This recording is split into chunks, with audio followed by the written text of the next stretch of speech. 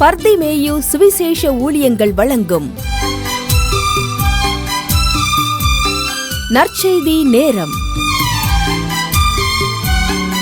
தேவ செய்தி pastor R. Augustine. இந்த நாளில் உங்களோடு நான் பேசி வருகிறேன். மிரியாமின் புத்தியினம். என கண்பானே, மிரியாம அதுக்காகத்தான் ஆண்டவர் சொன்னார், உங்கள் வேதத்தை எங்கே இருந்தாலும் சரி தயவு செய்து தேடி கையில் எடுத்து உபாகமம் 24:9 கையில் எடுத்துக்கங்க. உபாகமத்தின் புஸ்தகத்தில் 24ஆம் அதிகாரத்தில் 9வது வசனத்தை தயவு செய்து தேடி கையில் எடுத்துக்கிறீங்களா? அப்படி எல்லாரும் எடுக்கிற வரைக்கும் நீங்களும் நானும் சேர்ந்து பாடுவோமா? இந்த சிருஷ்டிகரே உம்மை நிலைத்திடவே இந்த வாலிப நாட்களிலே, இந்த சிருஷ்டிகரே உம்மை நிலைத்திடவே இந்த நிலையில்லா வாழ்க்கையிலே, இந்த மாய உலகத்தை வெறுத்திட அழைத்தி பரிசுத்த ஜீவியமே, இந்த மாய உலகத்தை வெறுத்திட பரிசுத்த ஜீவியமே, ஆனந்தமே அல்ல பகலிலும் பாடிடுவே, ஆனந்தமே அல்ல பகலிலும் பாடிடுவே, இயேசுவே எந்தன் உயிரே, இயேசுவே எந்தன் உயிரே.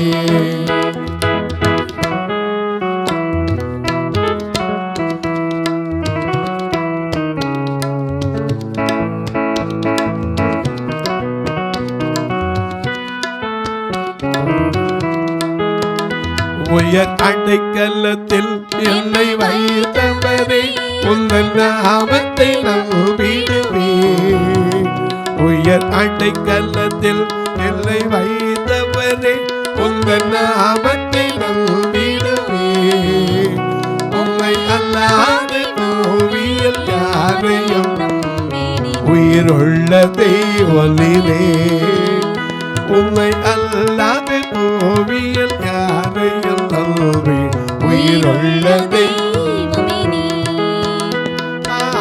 ஆனந்தமானந்தமே அல்ல பகலில் பாடிடுவே, ஆனந்தமானந்தமே அல்ல பகலில் பாடிடுவே, இயேசுவே எந்தன் உயிரே, இயேசுவே எந்தன் உயிரே. எல்லாம் எடுத்துருப்பீங்க. உபாகமம் 24:9. நீங்கள் எகிப்திலிருந்து புறப்பட்டு வருகிற வழியிலே. நல்ல கவனிங்க. இஸ்ரவேல் மக்களுக்கு எகிப்திலிருந்து புறப்பட்டாங்க. எப்படி புறப்பட்டாங்க? அணி அணியாய் புறப்பட்டார்கள். ஏன்னா பார்வோன் எத்தனையோ வாதைகளுக்கு போக விடலை. கொஞ்சம் மோசையிட்ட கூட சொல்லுவான், எப்பா இந்த வாதம் நீங்கும்படி எனக்காக என்ன செய்ய, ஜெபம் பண்ணு அப்படிமா. அந்த வாதம் நீங்கிற உடனே திருப்பி என்ன செய்யும்? நம்ம நாட்டில் சொல்லுவாங்களே, வேதாளம் திரும்பி என்ன செய்யும்? முருங்கை மரத்தில் ஏறின மாதிரி வாதையை பார்ப்பான். உடனே கூப்பிட்டு மோசையை கூப்பிட்டு, எப்பா எனக்கா ஜெபம் பண்ணுப்பா, இந்த வாதம் நீங்கிறதுக்கு ஜெபம் பண்ணு.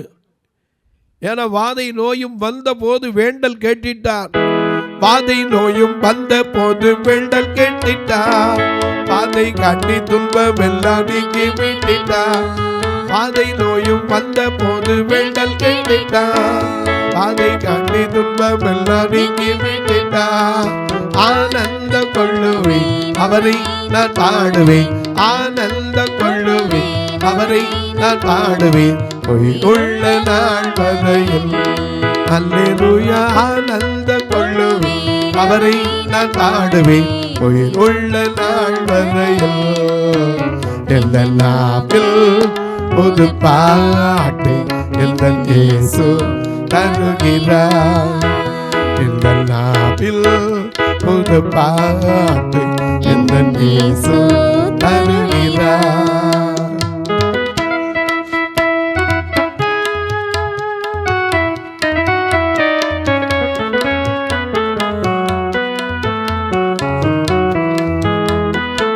சேற்றில் வீழ்ந்த என்னை அவர் தூக்கி எடுத்தார், ஆற்றவெல்லாம் தீவிரத்தம் கொண்டு மாற்றினார்.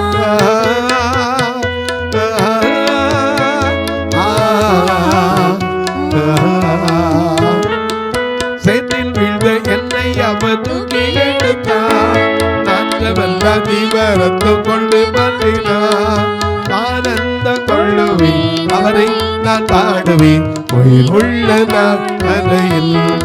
அல்லேலூயா ஆனந்தம் கொள்ளுவேன் அவரை நான் பாடுவேன் உயிருள்ள நாள் வரையில். அல்லேலூயா உயிருள்ள நாள் வரையில், உயிருள்ள நாள் வரையில். எனக்கு அன்பானவர்களே, அவர் ஒரு நாள் கவனிய தேவன் மன்னித்ததை நினைக்கிறதே கிடையாது. மன்னிச்சுட்டாருன்னா அவ்வளோதான். இங்கே பார்க்கிறோம், புறப்பட்டு வரும்போது எத்தனையோ அற்புதங்கள். மோசே கூட்டிட்டு வாரான், அணி அணியாய் புறப்பட்டு வராங்க. ஆண்டவர்களுக்கு செய்த அற்புதம் ஒன்றா ரெண்டா? செங்கடலை கடந்து செல்ல உதவி செய்தார். நாம பாருல, செங்கடலை கடந்து செல்வே யோர்தானை மிதித்து நடப்பே. செங்கடலை கடந்து செல்வே யோர்தானை மிதித்து நடப்பே. எரிகோவை தோற்றி வருவே, எரிகோவை தோற்றி வருவே. எக்காலம் ஓதி திவிப்பே, எக்காலம் ஓதி திவிப்பே. விடுதலை நாயகன் வெற்றியை தருகிறார், எனக்குள்ளே இருக்கிறார் எல்லாம் ஆனந்தம். செங்கடலை கடந்து வந்தாங்க. எரிகோ, யோர்தான், மாரா எல்லாம் வந்துச்சு. ஆனா அத்தனையில் தாண்டி கூட்டிட்டு வரக்கு முன்னாடி அடிமைத்தனத்தில் இருக்கும்போது ஒரு நாள் குஷியா புறப்பட்டாங்க. இப்படி புறப்பட்டு வர்ற வழியில ஒரு காரியம் நடந்துச்சு. அதுவும் புத்தியீனமான காரியம். அதனால்தான் ஆண்டவர் இங்கே எழுதி வச்சிருக்கார், எகிப்திலிருந்து நீங்கள் புறப்பட்ட நாளில் வழியிலே உங்கள் தேவனாகிய கர்த்தர் மிரியாமுக்கு செய்ததை நினைத்துக் கொள்ளுங்கள். நாம இன்னைக்கு எத்தனை வழியில போகும்போது எப்பெல்லாம் நடந்தது இன்னும் மறந்துருக்கமா? சில சொல்லுவோம், அன்னைக்கு ஒரு நாள் முந்தி ஒரு ட்ரிப் இங்கே வரும்போது நடந்தது தெரியுமா அப்படிமோ. நல்லதை பேசுனா பரவாயில்ல, கெட்டதே இன்னைக்கு மனசில் போக மாட்டேங்குதே. டெலீட்னு ஒரு பட்டன் நமக்கு வைக்க மாட்டேங்கிறார் ஆண்டவர். கம்ப்ளீட் டெலீட் கொடுக்கல. நான் மனசுக்குள்ள அப்படியே என்ன செய்யுது, இருந்துக்கிட்டே இருக்கு. எப்பமாவது என்ன செய்யுது, பாவத்துக்கு செத்தி நீதிக்கு பிழைத்திருக்கிறேன்னு சொல்கிறோம். ஆனால் பாவத்துக்கு செத்தாலும் அந்த பாவம் என்ன செய்ய மாட்டேங்குது, சாக மாட்டேங்குது. அழகா சொல்றோம்ல, பாவம் உன்னை தொடருமே சாபம் கொல்லுமே. பாவம் உன்னை தொடருமே சாபம் கொல்லுமே. என்னில் வேளாவும் எல்லாமே பாவம், என்னில் வேளாவும் எல்லாமே பாவம் ஆகும் காலம் நீ. வாலிபன் நாளில் உன் தேவனை தேடி போடிவா. என்னில் வேளாவும் எல்லாமே பாவம் ஆகும் காலமே. எல்லாம் நமக்கு தெரியுது. வாலிப நாட்களிலே உன் சிருஷ்டிகரை நிலையில் இருக்கார். முடியுதா? ஆனால் எப்போவோ போனதெல்லாம் ஞாபகம் வச்சிருப்போம். அன்னைக்கு ஒருத்தர் பேசிக்கிட்டு, நான் படிக்கும் போது இவளை தான் காதலிச்சேன், அவள் கல்யாணம் ஆகி 2 பிள்ளையோட வரா. இது தேவையா? அவன் புருஷன் காதல விழுந்தா அந்த குடும்பத்துக்குள்ளே என்ன போயிடும், பிரச்சனை தான். சந்தோஷம் போயிரு. ஏன் தேவையில்லாத காரியங்களை மறக்க கற்றுக்கொள்ளுங்க. புத்தியனும் அந்த பொண்ணு வந்திருக்கா ஒரு எஸ்கேஷனுக்கு, இவங்களும் வந்தாங்க. சரி, இவளும் குடும்பத்தோடு வந்திருக்கா, அவனும் குடும்பத்தோடு வந்திருக்காங்க. ஒரு வார்த்தை உடனே பேசிடுறது. சில நேரங்களில் நாம் மனசுலேருந்து தூக்கி எறியறதில்ல. ஒரு சின்ன கதை உங்களுக்கு ஒன்று சொல்கிறேன், ஏன்னா அப்போ தான் மனசில் நிற்கும். ஒரு குருவானவர் இருந்தார், அவருக்கு ஒரு சீடன் இருந்தார். இந்த குருவானவர் சீடனும் ஒரு நாள் ஆற்றை கடக்க வேண்டி வந்துச்சு. ஆற்றை கடந்து அக்கறைக்கு போகணும். போகிற வழியில் இந்த குருவும் சிஷ்யனும் நடந்து வந்தாங்க. வரும்போது ஒரு வாலிப பெண் வந்தாள், சின்ன பிள்ளை. அந்த குருநாதர்கிட்ட போய் கேட்டார், ஐயா நீங்கள் போகிறது போகிறீங்களா, அந்த கரைக்கு தானே போகிறீங்க, என்னையும் கொண்டு போய் விட்டுருங்களேன் அப்படின்னார். குரு பார்த்தார், புனிதராச்சே, பொண்ணை தொடமாட்டேன்ட்டார். சிஷ்யன்ட்ட போனான். வேறு அந்த 2 பேர் தான் இருக்காங்க, யார்கிட்ட போகிறது, சிஷ்யன்ட்ட போனான். அவன் பார்த்தான், சின்ன பிள்ளை, சரி ஆசைப்படுறாங்கிட்டு போன வாமா அப்படி தோளில் தூக்கி வச்சு நடந்து போய் அங்கிட்டு இறக்கி விட்டு போயிட்டான். இறக்கி விட்டு அவன் போயிட்டான். 40 கிலோமீட்டர் தள்ளி வந்த பிறகு குரு கேட்டார், சிஷ்யா நீ என்ன அப்படி செய்தாய் அப்படின்னார்.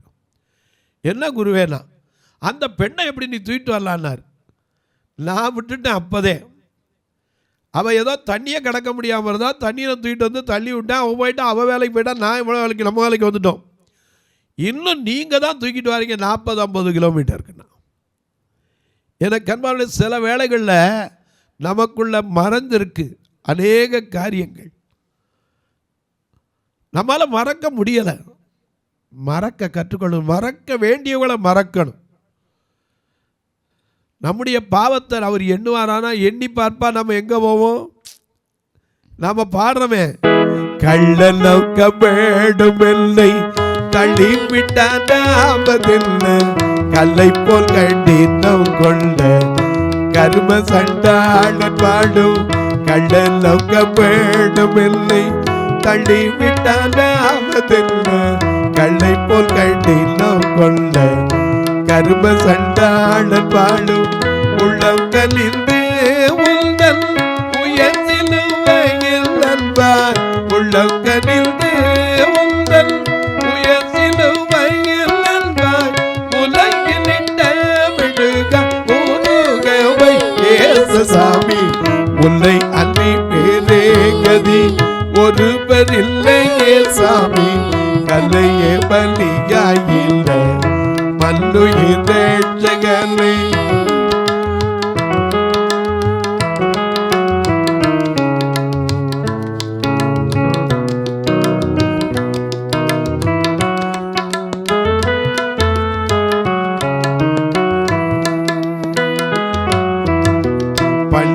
துரோகமெல்லாம் பள்ளியில துரோகமெல்லாம் எண்ணினால் எத்தனை கோடி பதகத்து கொண்டோ இல்லை பரித வித்தேனு தேடி. பள்ளியில துரோகமெல்லாம் எண்ணினால் எத்தனை கோடி பதகத்து கொண்டோ இல்லை பரித வித்தேனு தேடி. கண்ணில் அருள் திருவடி கண்ணில் தகுமோதா. கண்ணில் அருள் திருவடி கண்ணில் தகுமோதா. கண்ணை என்ன கருள் பூரி மாடியுமும் ஏசுசாமி. கண்ணை என்ன கருள் பூரி மாடியுமும் ஏசுசாமி. உன்னை அன்றி வேறே கதி ஒருவரில்லையே சுவாமி. தன்னையே பலியாயில்ல மன்னுயிர் ரட்சகனை. மன்னுயிர் ரட்சகனை.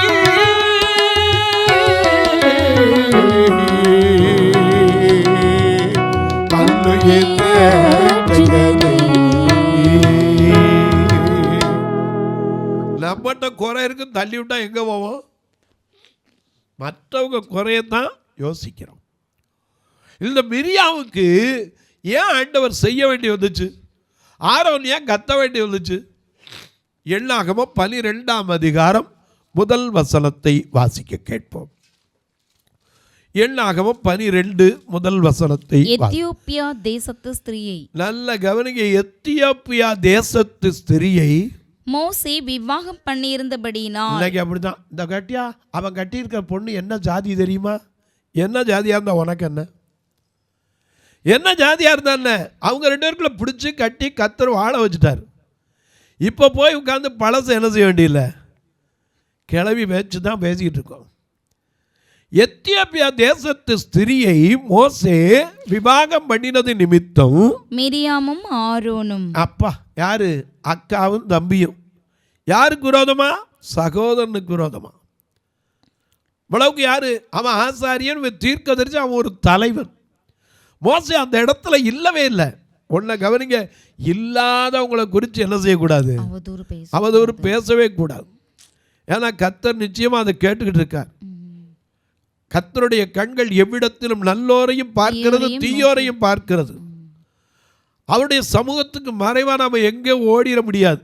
லூக்கா 12:2 படி அறியப்படாத ரகசியம் இல்லை, வெளியரங்கமாகாத மறைபொருள் கிடையாது. மோசே அந்த ஸ்பாட்லே இல்லை. ஆண்டவர் எவ்வளவோ மக்களை வழி நடத்துறதுக்கு அவனை தெரிந்தெடுத்து தலைவனாக்கி கொண்டு வந்தார். எத்தியோப்பியா தேசத்தில் ஸ்திரியை விவாகம் பண்ண கர்த்தருக்கு தெரியாதா? அவன் ஒரு தவறா அவசரத்தில் ஒருத்தனை கொலை பண்ணிட்டான். பயந்து எங்கே ஓடிட்டான்? மீதியான் தேசத்துக்கு ஓடி போய் அந்த மீதியான் தேசத்து ஆசாரியர் இடத்துல என்ன செய்தான்? தங்கி இருந்தான் 40 வருஷம். ஆண்டவர் அத்தனை மன்னிச்சு ஆடு மேய்ச்சிக்கிட்டு இருக்க வச்சு திக்குவாயாக்கி அவனை மந்த புத்தின்னு சொல்ல வச்சு, ஐயோ நான் லாயக்கே படமாட்ட ஆண்டவரை என்னை விட்டுருன்னு சொல்ல வச்ச பிறகு அவனை கூட்டிகிட்டு வந்து தலைவனாக்கியிருக்கார். ஏன்னா அவர் யார்? 1 சாமுவேல் 2:8 படி 1 சாமுவேல் 2:8 என்ன சொல்லுகிறது? அவர் சிறியவனை புழுதியிலிருந்து எடுத்து எளியவனை குப்பையிலிருந்து உயர்த்துகிறார். அவர்களை பிரபுக்களோடு உட்காரவும் மகிமையுள்ள சிங்காசனத்தை சுதந்திரிக்கவும் பண்ணுகிறார். அதே சங்கீதம் 13:7-8 பாருங்க, மிக அழகா நம்ம திரும்பவும் இருக்கிறோம். ஏன்னா அநேக நேரங்களில் நமக்கு கர்த்தருடைய வசனத்தை தேடித்தான் வாசிக்கணும், அதில் ஒன்றும் குறைபடாது. மிக அழகாக நமக்கு எழுதி வச்சிருக்கிறார். இதே வார்த்தையை தான் அங்கேயும் பார்க்கிறோம். 113 ஏன்னா 7-8 வசனத்தில் பாருங்க, மிக அழகா நமக்கு எழுதி வைத்திருக்கிறார். 113:7-8 பாருங்க.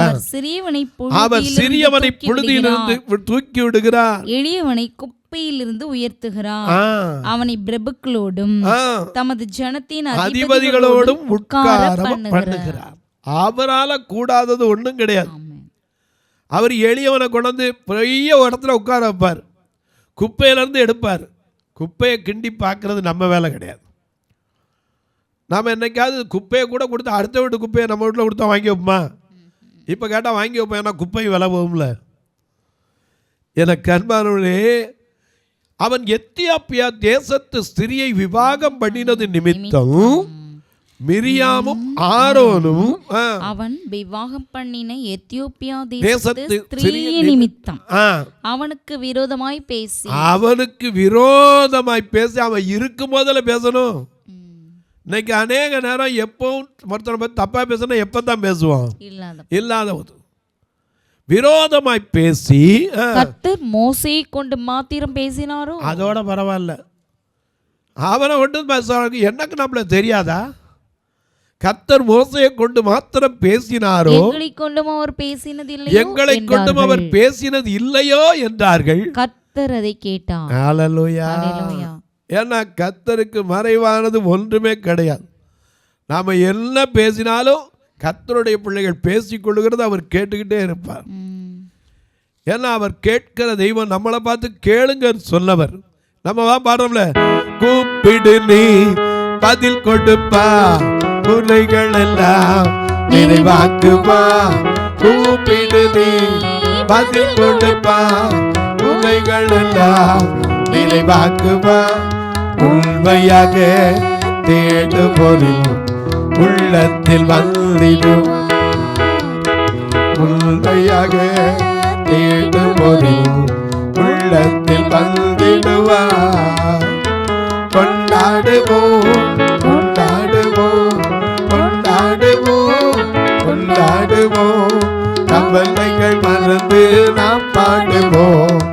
கவலைகள் மறந்து நாம் பாடுவோம். இயேசு ராஜா வந்திருக்கிறார், எல்லோரும் கொண்டாடுவோம். கைதட்டி நாம் பாடுவோம். கைதட்டி நாம் பாடுவோம். கைதட்டி நாம் பாடுவோம். அவர் கேட்கிற தேவன். எங்க இருந்தாலும் அவருக்கு ஐயா கல்லை உண்டாக்கினவர் காணாரோ, காதை உண்டாக்கினவர் கேளாரோ. சங்கீதக்காரனின் வார்த்தை. அவருக்கு கேட்காம பேச முடியுமா? பேசின உடனே கர்த்தருக்கு வந்துச்சு.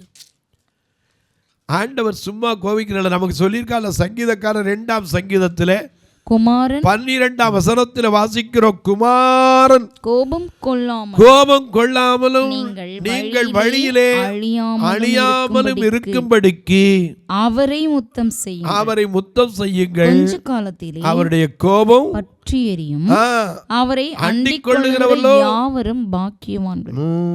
நாம எந்த வரிசையில் நிற்க போறோம்? பற்றி எரிகிற வரிசையில, பாக்கியவான்கள் வரிசையிலையா?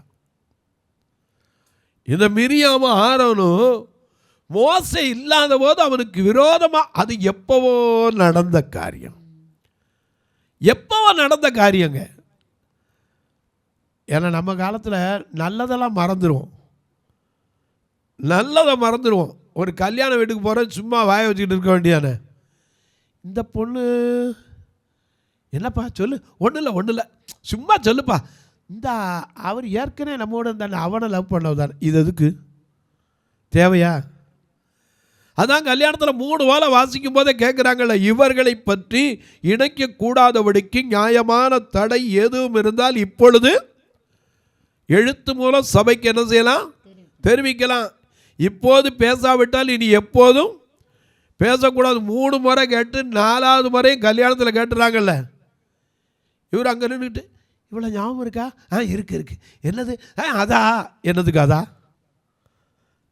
எனக்கு அன்பார்களே, அநேக நேரங்களில் நம்ம மறக்க வேண்டியதை மறக்கணுங்க. ஆண்டவர் மன்னிச்சுட்டார்னா அவன் ஒப்புரவாகி ஆண்டவரே என்னை மன்னிக்க எடுத்தா மன்னிச்சிருப்பார். ஏன்னா அவர் மன்னிக்கிற தேவன், ஆன்மாவை விரும்புகிற தேவன். கெட்டுப்போன ஆத்மா கூட தேடுறார். நாம பாடுற எல்லாத்துக்கும் நேரம் போயிடுச்சு. ஆண்டவர் ஆன்மாவை விரும்புகின்றார், மன்னித்த ஆன்மாவை தேடுகின்றார், அள்ளிடும் ஏழைக்கு அருளுகின்றார், அள்ளிடும் ஏழைக்கு அருளுகின்றார், வேண்டிடும் துரோகிக்கு இறங்குகிறார். வேண்டிடும் துரோகிக்கு கூட இறங்குறாரு. ஏன் நம்ம மன்னிக்கிறீங்கல்ல? அநேக நேரம் எப்பவோ நடந்த காரியத்தை இவன் போய் யாரை கட்டிட்டான் தெரியுமா? அந்த சாதி பொண்ணு. எல்லாங்க வாழட்டுமே, நாம் மற்றவர்களை குறித்து குற்றம் தரமே. நம்ம கண்ணில் என்ன இருக்கு? வேதம் சொல்லுது, உன் கண்ணில உத்திரம் இருக்க, உன் சகோதரனுடைய கண்ணில் இருக்க துரும்ப பார்த்து நான் கொஞ்சம் ஊதட்டா அப்படின்னு கேட்டால் என்ன அர்த்தம்? தொலைக்காட்சியில் பார்க்கிற என் அன்பு மக்களே, அநேக நேரங்களில் புத்தியினம் எது? பெரிய ஆளாக இருப்பாங்க, புத்தியெல்லாம் பேசுவாங்க. இப்படிப்பட்ட காரியத்தை குறித்து தான் உங்களோட பேசி வர்றேன். மிரியாம் தீர்க்கதரிசி நல்ல தம்புருவை வச்சு யாத்ராமம் 15ஆம் அதிகாரத்தை உட்காந்து படித்து பாருங்க. பார்வோனையும் குதிரை வீரரையும் ரதங்களையும் யுத்த வீரர்களையும் முறியடித்தார். தம்புருவோடும் வீணையோடும் கர்த்தரை துதித்தவள். ஆனால் இப்போ என்ன சொல்றா? மோசையை கொண்டு மாத்திரம் பேசினாரோ, எங்களை கொண்டு பேசினதில்லையோ. கர்த்தருக்கும் வந்துருச்சு. இன்னைக்கு ஒரு காரியத்தை வைங்க, கடந்ததை குறித்து பேசுறதை விட்டுட்டு மன்னிக்கிற அனுபவத்தை நமக்குள்ள வளர்ப்போமா? தொலைக்காட்சியை பார்க்குற நீங்கள் ஒரு வார்த்தை இந்த ஊழியத்துக்காக ஜெபம் பண்ணுவீங்களா? தொடர்ந்து வருவதற்கு தன் தேவைகள் சந்திக்கப்படுவதற்காக ஜெபம் பண்ணுங்க. ஒருவேளை ஐயா ஒவ்வொரு நாளும் நான் நினைப்பேன், அடுத்த மாதம் எப்படி வரப்போகுது. ஆண்டவர் ஒரே வார்த்தை சொல்லுவார், நடக்கிறவைகள்லாம் எதுக்கு? நன்மைக்கு. நன்றி சொல்லு, அவ்வளோதான். ஆண்டவரே இந்த மாதம் முழுதும் நடத்துறீங்க, நன்றி சொல்லு. இந்த மாதம் அதான் கேட்டேன், ஆண்டவரே இந்த மாதம் எப்படி நடத்த போகிறேன்? கல்வி மாதமாக இருக்குது, எங்கிட்டு பார்த்தாலும் பிள்ளைகள்லாம் கல்விக்கு சேர்க்கப்படும். ஒரு வாக்குத்தத்தத்தை கொடுக்கிறார். யோபு 17:3 தேவரீர் என் காரியத்தை மேற்போட்டு கொண்டு எனக்காக பிணைவிடுவீராக, வேற யார் எனக்கு கை கொடுக்கத்தக்கவர்? வேற யாரும் உனக்கு கை கொடுக்க முடியாது, நான் கொடுக்கணும். அவர் தான் இன்றைக்கு நடத்தி வருகிறார். நீங்கள் இதற்காக ஜெபியுங்கள். கர்த்தர் ஏவினால் கட்டாயமல்ல, விசனமாய் அல்ல, நீங்களும் தாங்கலாம். ஒரு நாள் நிகழ்ச்சியை தாங்கலாம், ஒரு கட்டுமான பணிக்கு உதவலாம், அல்லது இந்த பார்வையற்ற மக்கள் ஆத்துமாக்களை அழைச்சி வர்ற வேனுக்கு கொடுக்கலாம், அல்லது ஒரு வேளை உணவு கொடுக்கலாம், அல்லது சிலர் நல்ல ஜவுளி கடை வச்சுருந்தீங்கன்னா எத்தனையோ பேருக்கு நல்ல சட்டை கூட இல்லாமல் இருக்காங்க, தாராளமாக நீங்கள் கொடுக்கலாம், தவறே இல்லை. அதுக்காக பழச மூட்டை கட்டி அனுப்பாதீங்க. ஏன்னா மனுஷர் உங்களுக்கு என்ன செய்ய வேண்டும் என்று விரும்புகிறே அப்படியே நீங்களும் அவர்களுக்கு செய்யுங்கள் வேதம் சொல்லுது. அதனால் அவர்களுக்கு கொடுக்க உதவலாம். எப்படி பிரதர் இந்த உதவை? இந்த தொலைக்காட்சியில் 2 நம்பர் வந்துக்கிட்டே இருக்கும். இதில் ஜிபே, ஃபோன்பே எல்லாம் உண்டு. உங்கள் ஜெபக்காரி எது இருந்தாலும் நீங்கள் தாராளமாக கூப்பிடலாம். உங்களுக்காக ஜெபிக்க காத்திருக்கேன். இப்போ உங்களுக்காக ஜெபிக்கட்டுமா? நல்ல பிதாவே, நன்றியோடு துதிக்கிறோம் சுவாமி. நாங்கள் புத்தியனமாய் செய்த இந்த பாவத்தை எங்கள் மேல் சுமத்தாதிரும். காரணம் பெரியோர் எல்லாம் ஞானிகள் அல்ல, முதியவர்கள் எல்லாம் நீதியை அறிந்தவர்களும் அல்ல. இதை நாங்கள் நன்கு அறிந்து மற்றவர்களை குற்றவாளியாக தீர்க்கிற நாங்களே ஆகாதவனாய் போகாதபடிக்கு எங்களை தகுதிப்படுத்தும். இந்த ஊழியத்தை தாங்குகிற, ஜெபிக்கிற, கொடுக்கிற எல்லா மக்களையும் ஆசீர்வதியும். தன் வீடுகளுக்குள்ளே வியாதியின் கொடுமையினால், மனவேதனையினால், வெளியே சொல்ல முடியாத பல காரியத்தினால் மனம் சோர்ந்திருக்கிற ஒவ்வொருவருக்காய் ஜெபிக்கிறேன். புதிதாக கல்லூரிக்கு அடியெடுத்து வைக்கிற பிள்ளைகளுக்காய் ஜெபிக்கிறேன். ஒவ்வொரு பிள்ளைகளின் நல்ல கல்விக்கான வழிவாசல்களை திறந்து கொடுங்க. அதற்கான தேவைகளை சந்திங்க. வயது முதிர்ந்தோருக்கும் வாலிப பிள்ளைகளுக்கும் நல்ல வாழ்க்கையை கொடுங்க. வயது முதிர்ந்தோருக்கு நல்ல சுகபலத்தை தாங்க. குடும்பங்களுக்குள்ளே, கணவன் மனைவிக்குள்ளே நீர் கை கொடுக்கிற தேவனாய், இந்த மாதத்தில் வியாதியிலிருந்து கை தூக்கி விடுகிறவராய், ஆசீர்வாதத்தில் கை கொடுத்து உதவுகிறாய், கடன் பாரத்திலிருந்து தூக்கி எடுக்கிறவராய் ஒவ்வொருவருக்கும் செயல்படுவீராய். வானத்திற்கும் பூமிக்கும் சகல அதிகாரம் கொண்ட இயேசு கிறிஸ்துவின் ஈடு இணையற்ற வல்லமையுள்ள நாமத்தில் ஜெபிக்கிறேன் நல்ல பிதாவே, ஆமென். சபை ஆராதனை ஞாயிறு காலை 10 மணி முதல் 12 மணி வரை. இடம் பர்திமேயு சுவிசேஷ ஆலயம், அன்னை சத்யா நகர், இளமனூர் அஞ்சல், சக்கிமங்கலம் வழி, மதுரை மாவட்டம். பின்கோட் 625201 மற்றும் பர்திமேயு சுவிசேஷ ஜெப வீடு, flat number 107, Eden garden, Muthur, Tirunelveli. Pincode 627011. சிறப்பு உபவாச கூட்டம் ஒவ்வொரு மாதமும் 2வது சனிக்கிழமை காலை 10 மணி முதல் 1 மணி வரை நாகர்கோவில் YMCA ஹாலில் வைத்து நடைபெறுகிறது. மற்றும் ஒவ்வொரு மாதமும் 4வது சனிக்கிழமை காலை 10 மணி முதல் 1 மணி வரை திருநெல்வேலி புதிய பேருந்து நிலையம் அருகில் உள்ள கிரேஸ் ஹாலில் வைத்து நடைபெறுகிறது. எங்கள் எல்லா ஆராதனைகளிலும் கலந்து கொண்டு தேவனை மகிமைப்படுத்த அன்பாய் அழைக்கிறோம். உங்கள் உதாரத்துவமான காணிக்கைகளினால் இவ்வூழியத்தை தாங்க விரும்பினால் R Augustine, account number 5021364331, IFSC code IDIB 000B066, Indian bank, BP Kulam, Madurai. GPay number 9842181917, BGM ministries மற்றும் 9442559772, பிளைண்ட் மினிஸ்ட்ரீஸ் அகஸ்டின். உங்கள் தொடர்புக்கு பாஸ்டர் ஆர் அகஸ்டின், பர்திமேயு சுவிசேஷ ஊழியங்கள், நாகமலை, புதுக்கோட்டை, மதுரை 625019. தொலைபேசி எண்கள் 9842181917 மற்றும் 9442559772. கர்த்தர் தாமே உங்களை ஆசீர்வதிப்பாராக.